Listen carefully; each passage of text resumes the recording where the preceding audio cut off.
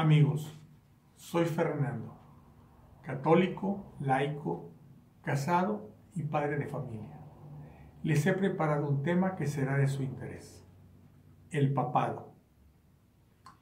En el Evangelio de San Mateo 16-18, cuando Simón Pedro reconoce a Jesús como el Cristo, el Hijo de Dios vivo, Jesús le dice al apóstol: "Y yo a mi vez te digo, que tú eres Pedro, y sobre esta piedra edificaré mi iglesia.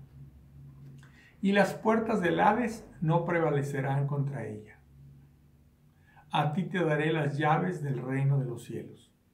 Y lo que ates en la tierra quedará atado en los cielos. Y lo que desates en la tierra quedará desatado en los cielos".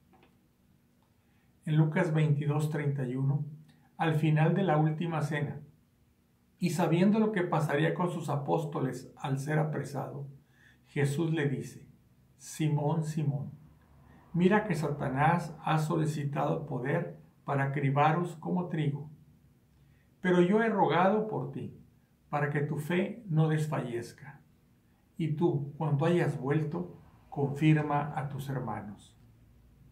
En Juan 21:15, a orillas del mar de Galilea, Jesús se aparece a sus discípulos y le dice a Simón Pedro: "Apacienta mis corderos". Y luego le dice 2 veces: "Apacienta mis ovejas". En Mateo 28:19, en Galilea, Jesús se aparece a sus discípulos en el monte que les había indicado.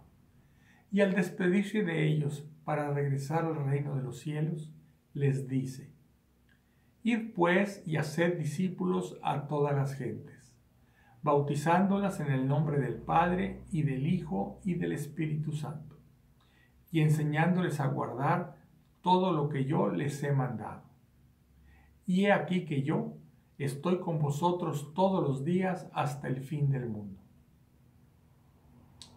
Leyendo estos versos de los Evangelios, podemos reconocer los fundamentos que tenemos los cristianos católicos para conocer que Jesús edificó una iglesia, no varias, que nombró a Pedro la piedra sobre la cual edificaría su iglesia, le dio primacía sobre los demás apóstoles, que le dio la autoridad, las llaves del reino, que le instruyó para que después de su crucifixión volviera a reunir a los apóstoles, que lo nombró pastor de su rebaño, que le dio sus enseñanzas y mandamientos para que los transmitiera a todas las gentes.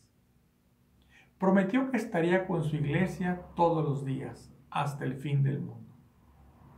Y esto a pesar de sacerdotes, obispos e incluso algunos papas que con su forma de vida no han cumplido lo que el Señor espera de ellos y de nosotros, sus indignos seguidores. El demonio no triunfará sobre su iglesia. El primado de Pedro y la autoridad conferida a él son instituidos por el Señor para asegurar la continuidad de su iglesia hasta el fin del mundo. Ese primado y autoridad fue reconocida desde el primer momento por los demás apóstoles. Y al martirio y muerte de San Pedro, el primado y autoridad pasó a sus sucesores, los obispos de Roma. Los apóstoles, al fundar iglesias locales, eran sus primeros obispos y ordenaban presbíteros y diáconos. Luego, al continuar sus viajes misioneros, dejaban la iglesia local a cargo de un presbítero, al que ordenaban obispo. Obispo viene del griego episcopo, que significa supervisor. Los obispos recibían la autoridad para a su vez ordenar presbíteros, diáconos y otros obispos. San Pedro, al salir de Jerusalén, fue a Antioquía, la ciudad de mayor importancia en el oriente, donde predicó y fue obispo de esa iglesia durante 7 años. Luego, para ir a Roma, ordenó obispo de Antioquía a San Evodio y después de él a San Ignacio. San Pedro fue obispo de la iglesia en Roma durante 25 años, hasta su prisión y martirio.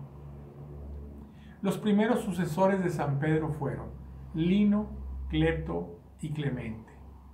Y con Clemente podemos constatar cómo los obispos de otras iglesias locales acudían ante él para pedir consejo y solicitar su autoridad para solucionar algún problema grave. La iglesia en Corintio tenía graves problemas que llevó a la expulsión injustificada de varios presbíteros que acudieron ante Clemente, quien en el año 96 escribió una carta a los obispos y fieles de la iglesia de Corintio, dándoles consejos y exhortaciones sobre lo que deberían de hacer.